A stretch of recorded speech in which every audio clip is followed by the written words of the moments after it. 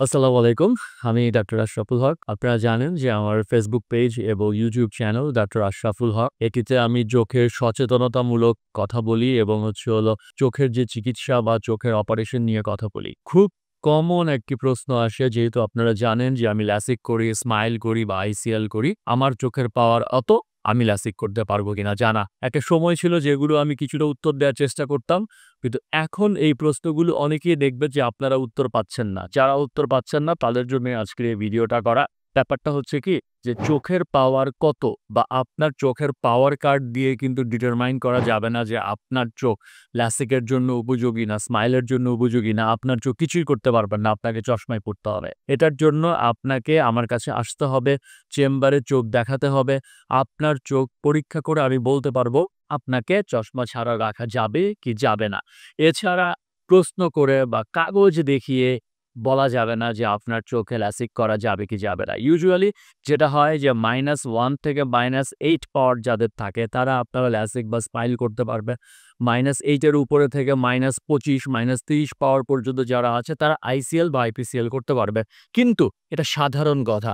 Specifically আপনার চোখকে চশমা ছাড়া রাখা যাবে কি যাবে না সেটার জন্য কিন্তু আপনাকে চোখ পরীক্ষা করাতে হবে। চোখ পরীক্ষা করা ছাড়া কোনোভাবেই বলা যাবে না আপনাকে LASIK করানো যাবে কিনা। সো আপনারা যারা প্রশ্ন করেন আমি LASIK করতে চাই, করতে পারবো, আমার চোখের পাওয়ার অমুক, আমি করতে পারবো, বা আমাকে একটা ছবি পাঠিয়ে বলেন যে আমার চোখের পাওয়ার এই, আমার চশমার কার্ড এই, আমি কি LASIK করতে পারবো?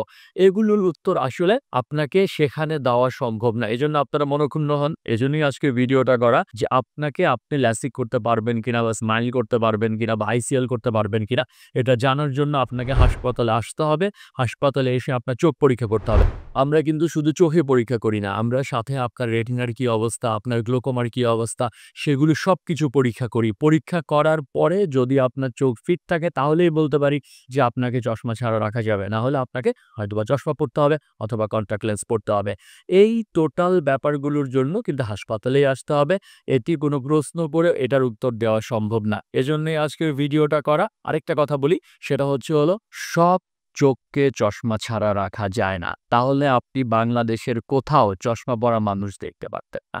চশমা ছাড়া থাকার জন্য আপনার চোখকে 100% ফিট হতে হবে। 100% ফিট না হলে আমার উপদেশ আপনাদের জন্য, আপনি চশমা পরবেন অথবা কনট্যাক্ট লেন্স পরবেন। LASIK, স্মাইল বা ICL কোনোটাই আপনার জন্য উপযোগী হবে না। ধন্যবাদ। ভালো থাকবেন। চোখের যত্ন নিবেন।